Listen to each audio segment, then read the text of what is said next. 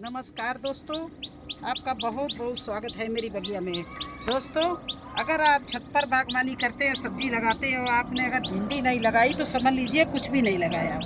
भिंडी एक ऐसी सदाबहार सब्जी है जो हर गार्डनर अपने गार्डन में लगाता है और अच्छी भरपूर उसको सब्जियां मिलती है। बड़ा ही सिंपल इसका लगाना है और बहुत सिंपल केयर टिप्स।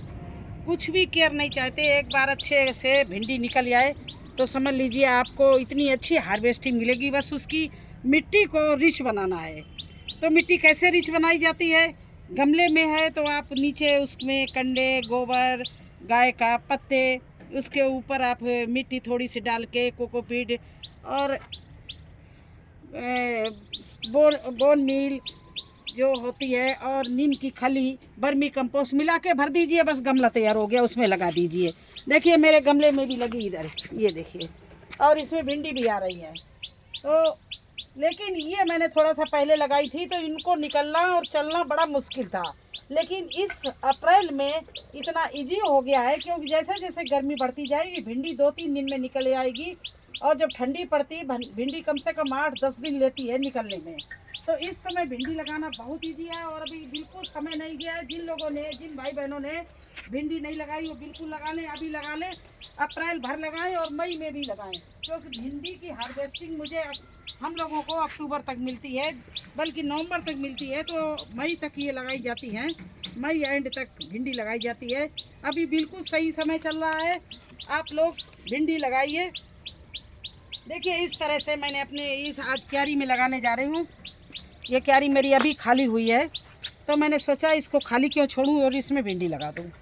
और भिंडी लगाने के लिए मैंने ये क्यारी बिल्कुल रिच मिट्टी से तैयार की है। इसमें कोकोपीट भी पड़ा हुआ है, गोबर की खाद भी पड़ी हुई है, गाय के गोबर की खाद पड़ी हुई है पुरानी, और मिट्टी, ये 3 चीज़ें पड़ी हुई हैं। अब इसके ऊपर से मैं डाल रही हूँ, बिल्कुल मैंने रेडी कर लिया है। अब ये डाल रही नीम के खली, हल्दी, राख और ये बर्मी कंपोस्ट। तो इनको तीनों को मैं इस तरह से मिला ले रही हूँ। देखिए ये इस तरह से इसको मिला के और ऊपर से इस तरह से पूरे क्यारी में जितनी मैंने क्यारी तैयार की है सभी में ये ऊपर से मैं डाल रही हूँ। इसलिए डाल रही हूँ कि यहाँ पर जहाँ पर हमारा सीड हम लगाएंगे वहाँ पर इसको पौष्टिक तत्व मिले ताकि ये जल्दी फटाफट निकल आए और अच्छा प्लांट निकले, कोई भी सीड नहीं मरे। तो मेरी तरह से आप लोग लगाइए, आपका हर सीड जर्मिनेशन लेगा, कोई सीड मरेगा नहीं और बहुत अच्छी आपको फसल मिलेगी। इस तरह से आप ये गोबर, बर्मी कंपोस्ट, राख और ये चीज़ें मिला के आप इस तरह से पूरे में मिट्टी में मिला दीजिए। देखिए इस तरह से पूरी क्यारी में मिला दीजिए। अब इसको हम किस तरह से बोएंगे वो भी दिखा दिए। रो बिल्कुल के बनाएंगे, हर लाइन बार लगाएंगे। देखिए जिससे अच्छे से देखने में भी लगे और लगने में भी लगे। तो पहली लाइन हम यहाँ से कर रहे हैं इसकी। देखिए इस तरह से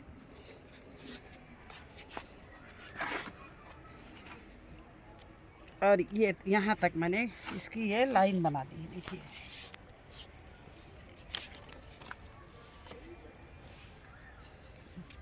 दूसरी लाइन इसकी हम यहाँ से शुरू करते हैं, इतना गैप दे रहे हैं और यहाँ तक लाए हैं। अब क्या करना है दोस्तों, जहाँ पर हमें सीड डालना है जिस लाइन में, उसमें राख और नीम की खली और हल्दी ज़्यादा मात्रा में इस तरह से मिला लें। ये देखिए जिससे हमारा सीड को कोई कीड़ा ना खाने पाए और ये पौष्टिक तत्व तीनों चीज़ें हैं। तो इससे उस जैसे ही सीड निकलेगा तो उस प्लांट में अच्छे से पौष्टिक तत्व मिलेंगे तो बहुत हेल्दी प्लांट निकलेगा। अब देखिए नाली जो हमने बनाई थी इसमें ये राख और नीम की खली इस तरह से मैं भर रही हूँ। देखिए बिल्कुल आप लोग ध्यान से देखना। ये नीम की खली और राख दोनों चीज़ें मैंने इसमें, ये जो मैंने अभी लाइन बनाई थी इसमें भर दिया। 2 लाइन में मैं इस क्यारी में 2 लाइन लगाऊंगी और इनमें गैप दूंगी जिससे हमारे भिंडी को बढ़ने का चांस मिले, क्योंकि ये जब बड़े होते हैं तो पेड़ बड़े बड़े हो जाते हैं। अब क्या करना है, ये देखिए, ये जो है मैंने ले लिया है, ये देखिए फफूंदनाशक पाउडर, ये है सौंफ, ये फफूंदनाशक पाउडर ले लिया। और ये ले ली हल्दी, इसमें हल्दी डाल ली और डाल रहे हैं इसमें थोड़ा सा पानी, और थोड़ा सा इसमें हमने पानी डाल दिया और इन दोनों चीज़ों को इस तरह से घोल बना लिया।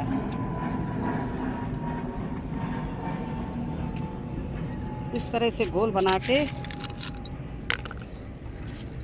और इसमें डाल दिए मैंने जो सीड हमें लगाने हैं।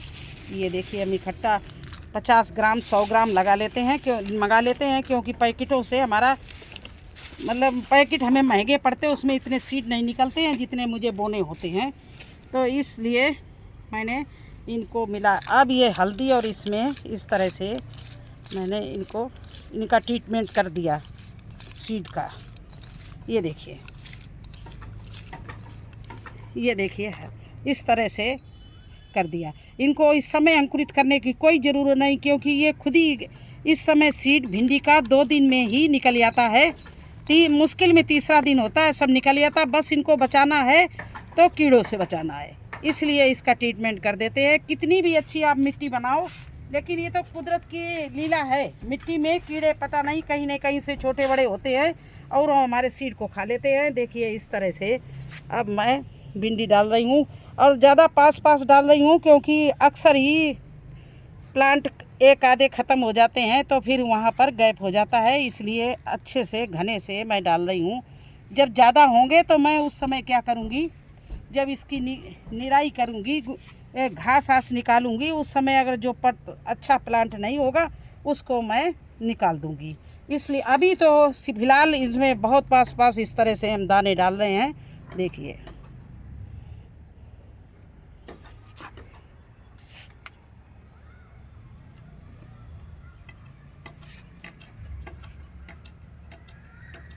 अब ये दूसरी लाइन भी यहाँ से शुरू होती है, तो देखिए इसमें भी मैं डाल रही हूँ।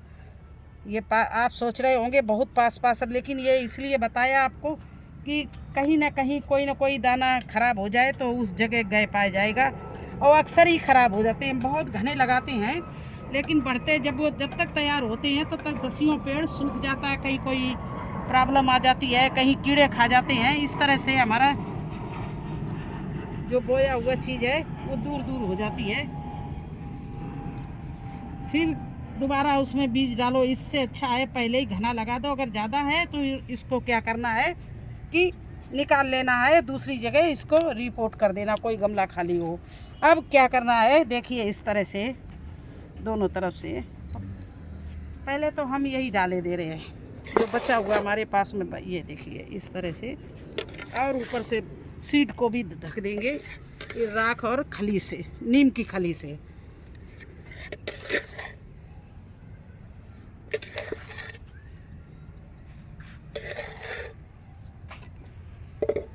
इस तरह से हमने ढक दिया भी। अब मिट्टी इस पे ऊपर से मैं मिट्टी इस पे चढ़ा रही हूँ। देखिए हल्की मिट्टी है, आधा इंच की। ये बहुत, देखिए इतना छोटा दाना होता है, तो इससे डबल गहराई में लगाना है, ज़्यादा गहरा नहीं लगाना। देखिए इसको हल्का मैं दबा रही हूँ। ज़्यादा गहरा दाना चला जाएगा तो फिर वो ख़राब हो जाएगा, निकलेगा नहीं।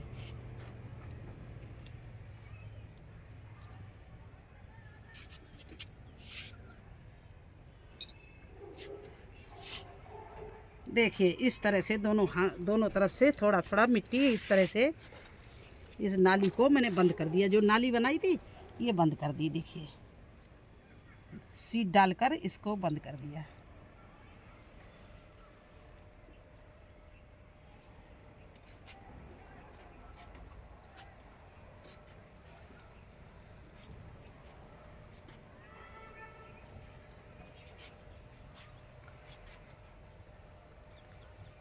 इस तरह से आप भी भिंडी लगाइए। ये मेरा टॉप सीक्रेट तरीका है भिंडी लगाने का। आप लोग भी इसी तरह से भिंडी लगाइए। देखिए आपके यहाँ इतना हार्वेस्टिंग मिलेगी जैसे मुझे मिलती है। आपको अभी हम तोड़ के दिखाएं। मेरे पास शिमला मिर्ची कम से कम 1-2 किलो निकलेंगी, टमाटर 5 किलो भी हो सकता है, टोकरी भर जाएगी। पालक इतनी ज़्यादा है, लेकिन मैं हार्वेस्टिंग बहुत कम दिखाती हूँ आप लोगों को। वो चीज़ दिखाती हूँ, वो वीडियो बनाती हूँ जिससे आपको कुछ सीखने को मिले और आप भी हमारी तरह से सब्जियां अच्छे अच्छे अपने गार्डन में लगाएं, ऑर्गेनिक सब्जियां खाएं। मार्केट जाने की ज़रूरत नहीं है। जब हम लोग ऑर्गेनिक सब्जियां नहीं खाएं, ऑर्गेनिक सब्जियां खाएंगे, केमिकल सब्जियां नहीं खाएंगे, तो हम और हमारे बच्चे स्वस्थ रहेंगे।